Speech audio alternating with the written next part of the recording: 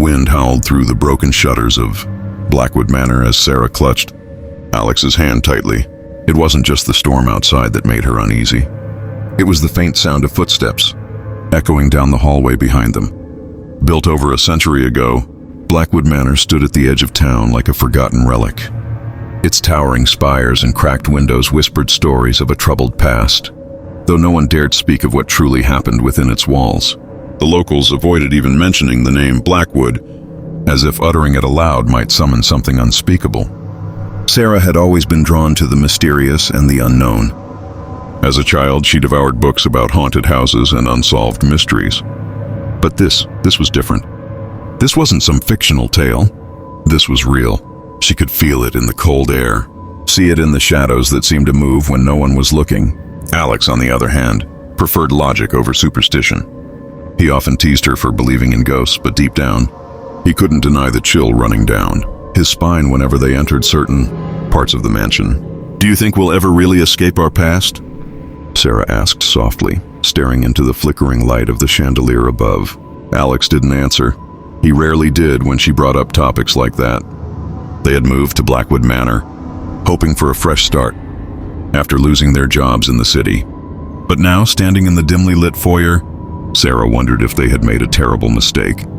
Sarah had always been the dreamer, the one who saw beauty in the broken and mystery in the mundane. Her fascination with the supernatural wasn't just a passing interest, it was a part of who she was.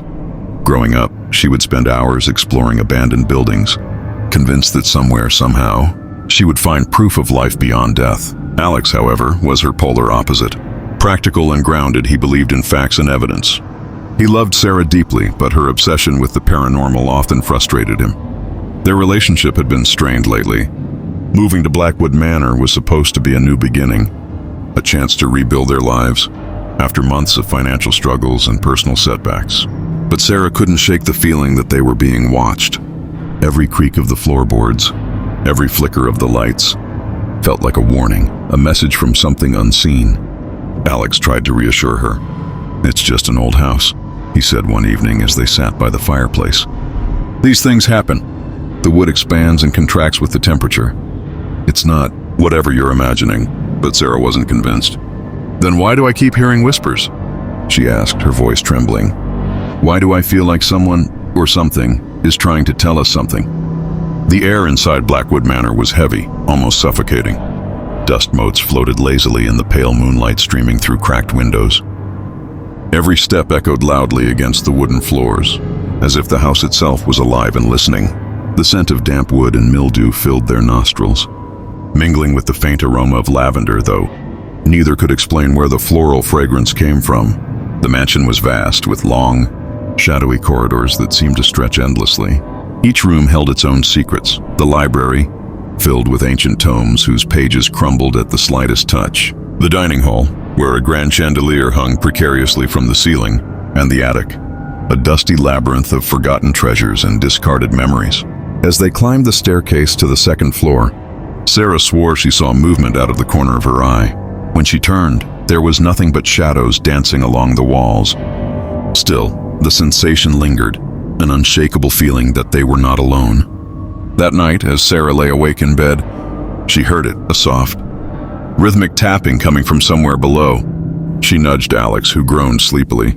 "Probably just the wind," he muttered, rolling over. But Sarah knew better. The tapping stopped exactly 3 times before resuming again.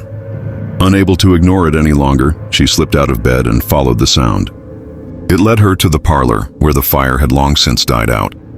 The room was eerily silent, save for the faint ticking of an antique clock on the mantel. And then, just as she was about to turn back, she saw it, a shadow moving across the wall cast by no visible source. The next morning, Sarah insisted they explore the attic. Reluctantly, Alex agreed. Among the cobwebs and forgotten furniture, they found an old trunk filled with yellowed letters and photographs.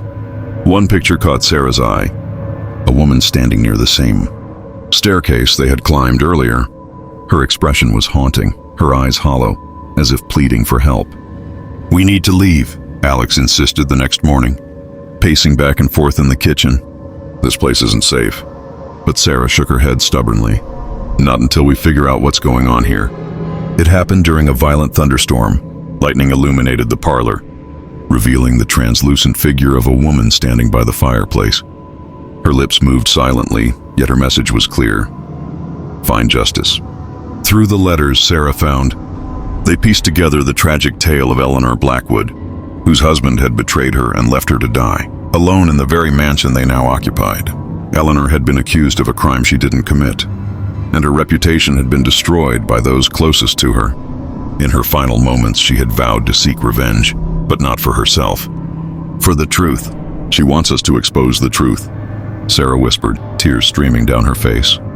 But what if it costs us everything? Using the information from the letters, Sarah and Alex contacted a local historian who confirmed Eleanor's story. With the truth finally revealed, the ghost appeared one last time, not angry, but grateful. As they packed their belongings, Sarah glanced back at the house one final time. For a moment, she thought she saw Eleanor smiling in the window.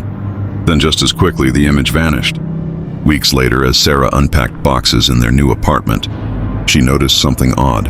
Among her belongings was a locket she didn't recognize. Inside was a faded photograph of Eleanor and a single word etched onto the back, remember. Sarah stared at the locket, her heart pounding. Was this a warning, a reminder, or something else entirely? She didn't know.